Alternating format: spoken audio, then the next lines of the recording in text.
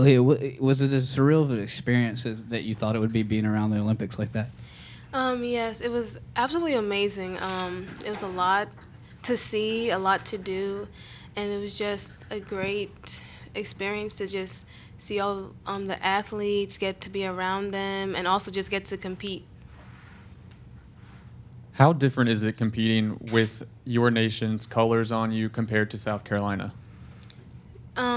The difference to me is that um, for when you run for school, um, you run, I guess, in a way. Well, I guess I could start off by saying competing for Guyana, they don't have a lot of athletes, so being able to represent them and just try to do my best for them, it's um, it's just kind of like trying to, I guess, l- trying to make them like proud in a way. Not that saying you have to make like South Carolina proud, but it's also like footsteps you have to like live up to in South Carolina and try to like also be your best.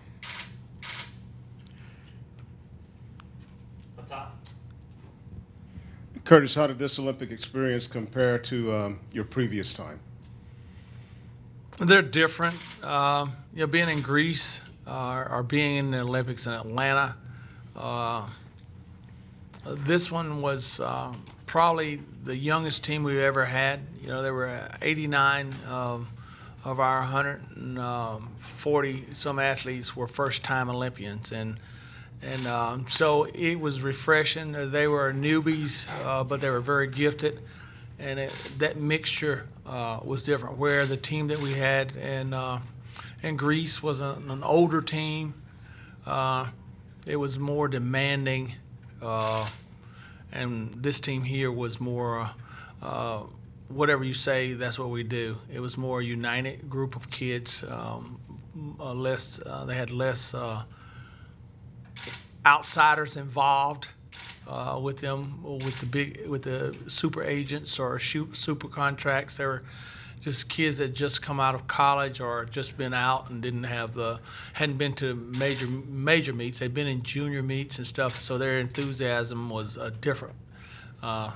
We didn't have so many kids living off into their own world. The one in Greece, we had independent people having their own hotel arrangements, and they had limousine services and stuff like this that you had to deal with. This one we only had a few athletes that were living outside the village.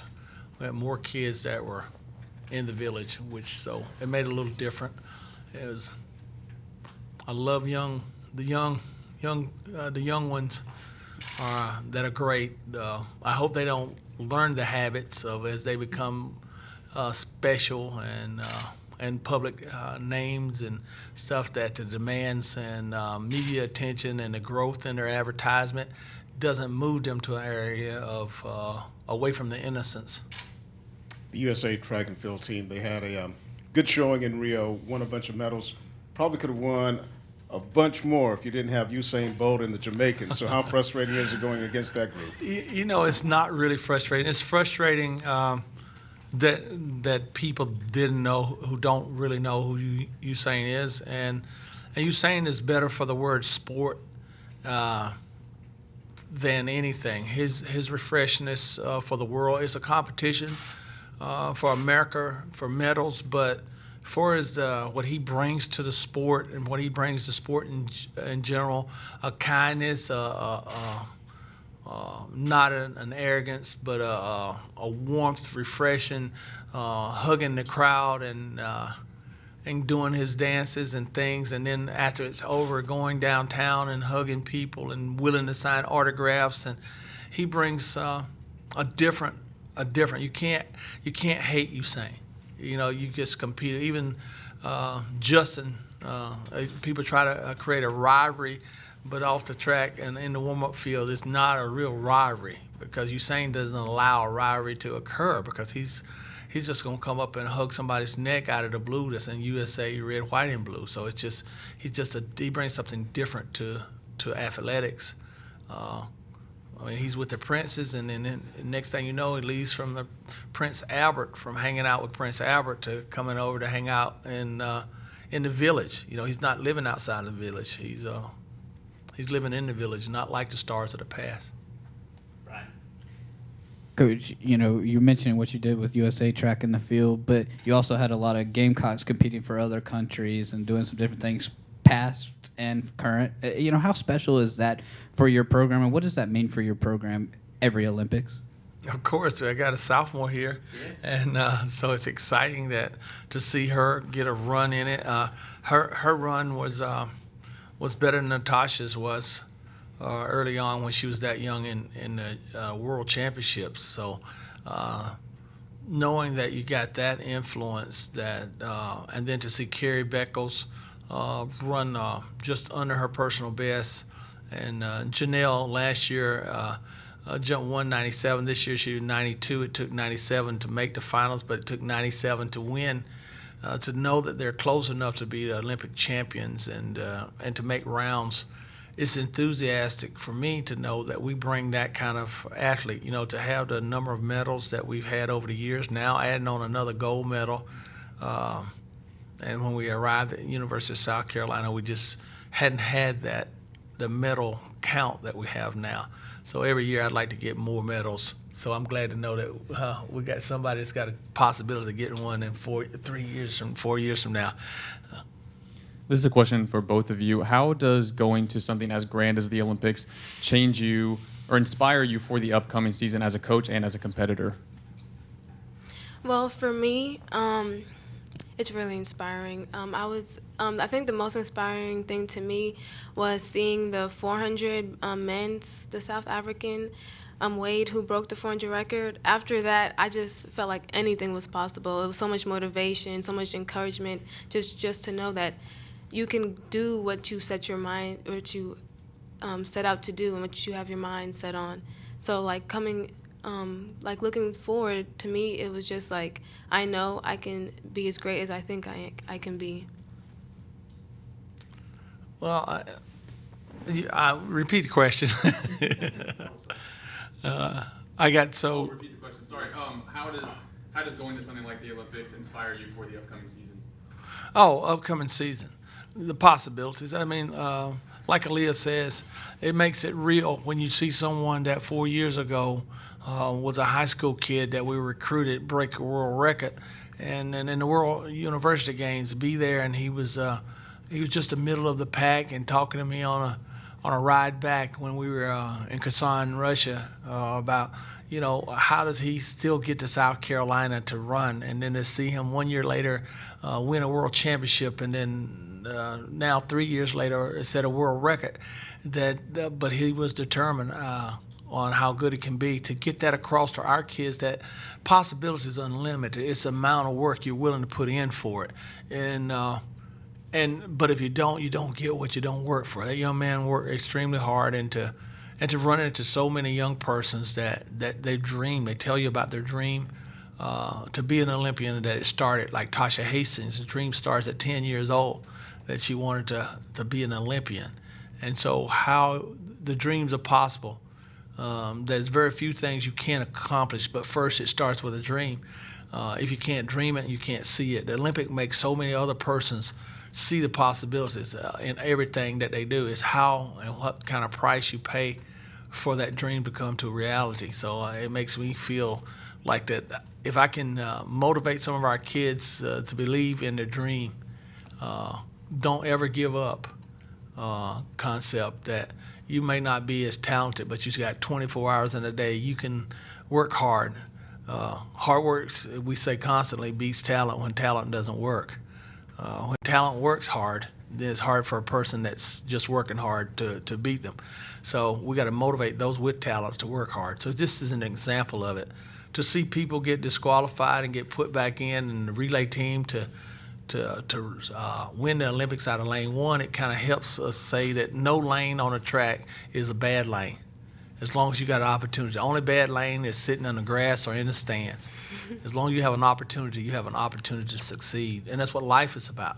Just give me the opportunity. So the Olympics reinforces opportunity. That's why you see in general in life is people just want the opportunity. And Olympic tells you what you do with it is how hard you work for it. Speaking of opportunities, you have the unique opportunity that your new facility is going to open up the same year coming off an Olympics, or at least a calendar year athletically. How special is that? We all know the history, but how special is that to be able to try to capitalize it and get everybody here heading into that new facility? Well, I am thrilled.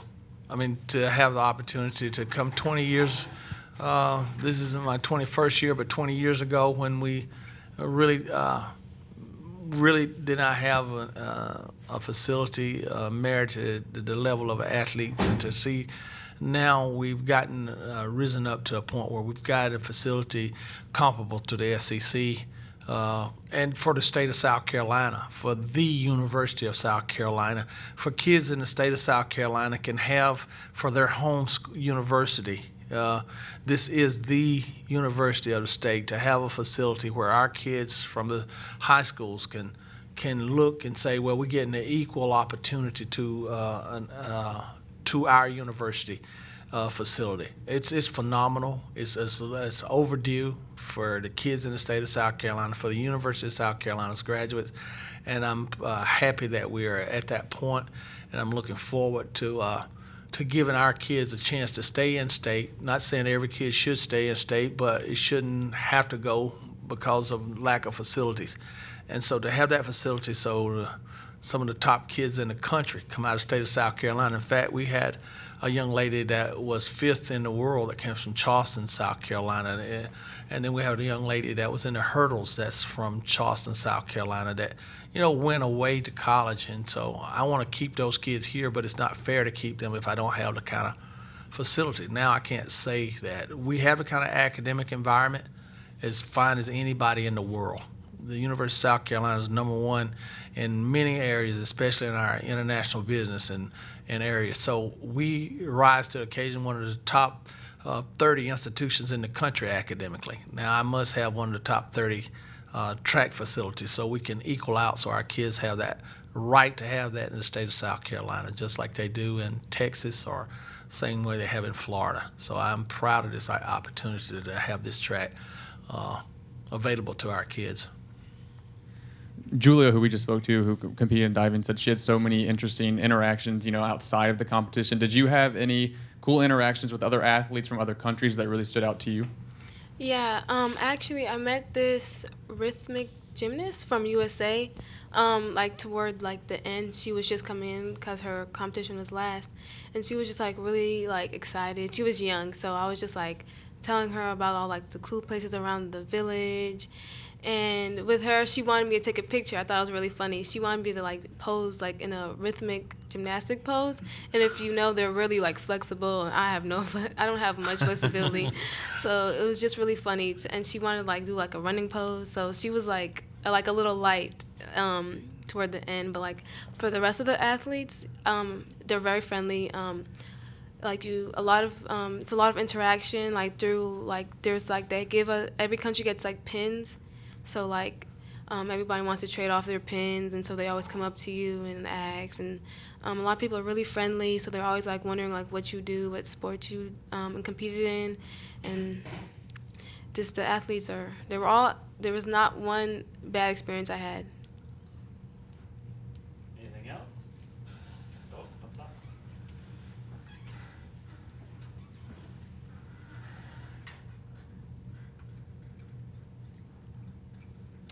Yeah, Curtis, you touched on it a little bit, but could you go back to the moment when Natasha won the gold medal? What was that like for you?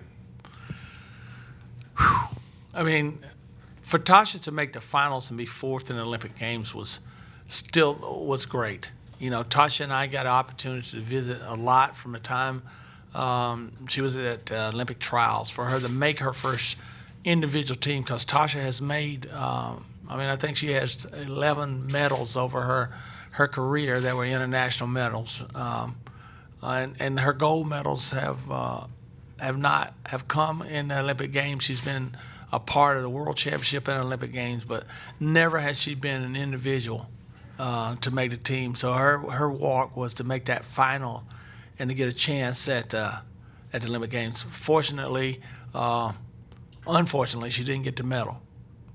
So she had to recover from from the mental side of I made it to the Olympics, I made the Olympic finals, and I didn't. I one short of making a medal in the Olympic Games. So she had to have a little time, a little space, and she gathered it back together. The same with Allison Felix. They were not in a up mood after not Allison getting second in the 400 meters and Tasha being fourth, and then our other young lady Frances, she got fifth. So that's three other legs, and like their enthusiasm was all of them think that they're going to be the gold medalists.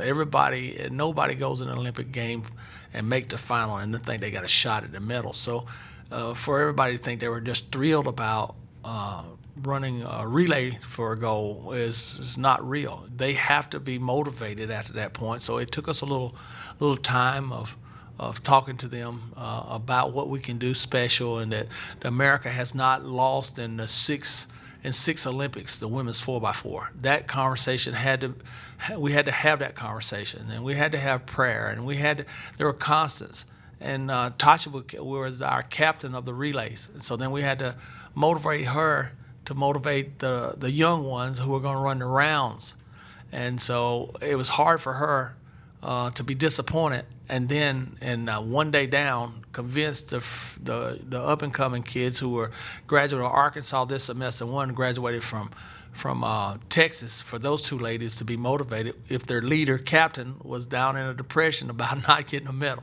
So it was a challenge, but it was fun because we have a relationship, and Tasha did a great job in motivating the other kids, and when it came her turn, she took the stick, and because you had to be very smart on the second leg. You cannot step on the line around the curve. You can't brake too early. You can't come into contact without a stride in front. So Tasha took a very important role because we've been disqualified in men's 4x1 earlier in the week, and so it was to tell her to be positive and do the right thing and not say stuff like "don't step on the line." So it was a ginger moment to get her in that position. She did a great job, and it was great to have her being a celebrity. Because she was probably more people wanted her in interviews because of her glamour and her presentation and her ability to interview. So every day she was called to some press for something, and so she did a wonderful job. And being around that for me, that was a Gamecock getting a lot of attention without having a medal. That was another thing. She drew attention when Allison wasn't getting the attention, but Allison is the star with 7 or 8 medals, most of any, but Tasha Haston is the star in Rio. And if you look at the glamour, diva glamour thing, they put 10 women in the Olympic Games, and she ends up being the number one diva in the glamour photos. And so those were things that she managed at the same time as picking up a medal. And I think that the things that she learned here in media, how to handle the media, or carry over her education here at Carolina, I think our sports media department set her in a position to where she can take advantage of opportunities. And really, I think Under Armour, her shoe company, loves the way she markets herself with the way she carries herself at Carolina. So I was so proud of her. So I could talk forever about her and what she is to the University of South Carolina, and how she's a glamour around the world. Everybody wants to. She's not Usain Bolt, but she gets a lot of attention.